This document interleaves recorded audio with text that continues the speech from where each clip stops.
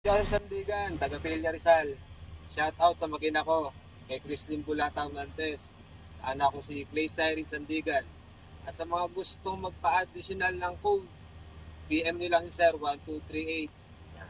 Salamat sir. Sige sir, magdadrive na to si sir. Yan po si Sir Mark. Mark Joseph. Taga Rizal po siya. Mag-additional to ng code 8. So yun nga po, yung requirements natin sa LTO is yung PDC certificate. And kaya kahit linggo, pumunta siya dito para sa PDC. Yan. So yung mga gusto dyan magpa-schedule ng linggo, PM lang po. So kailangan po 1, 2, 3 yung lisensya natin. At yung mga gustong mag-code 8, wag code 3 naman, dapat mayroon tayong lisensya na 1, 2, pero professional dapat na 4 na taon.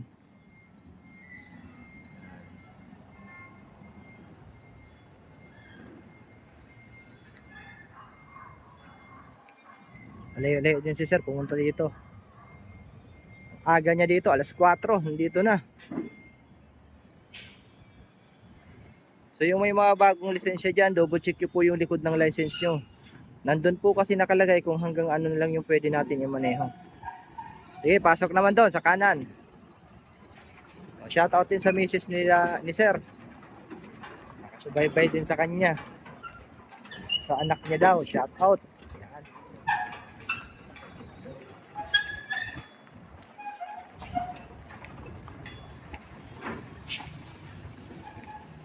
Okay, pasok sa kabila sir.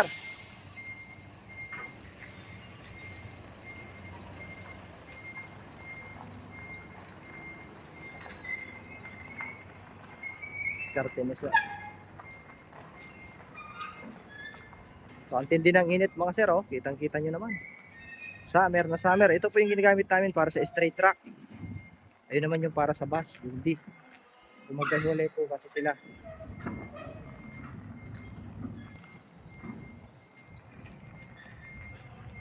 Yan. So maraming salamat po dyan sa mga estudyante ko na patuloy na sumusuporta sa aking page. Maraming salamat po sa tiwala nyo. At sa yan, ang mga nagre-recommenda sa akin, maraming salamat po. Okay. Up, break. Yan, ayos. Okay, tingin. Yan, oh. Abanti mo doon, iparada mo muna para pahinga. Yan po, yung mga gusto mag-additional code 3 at code 8, tingin lang po. Maraming salamat po. God bless po sa inyo lahat.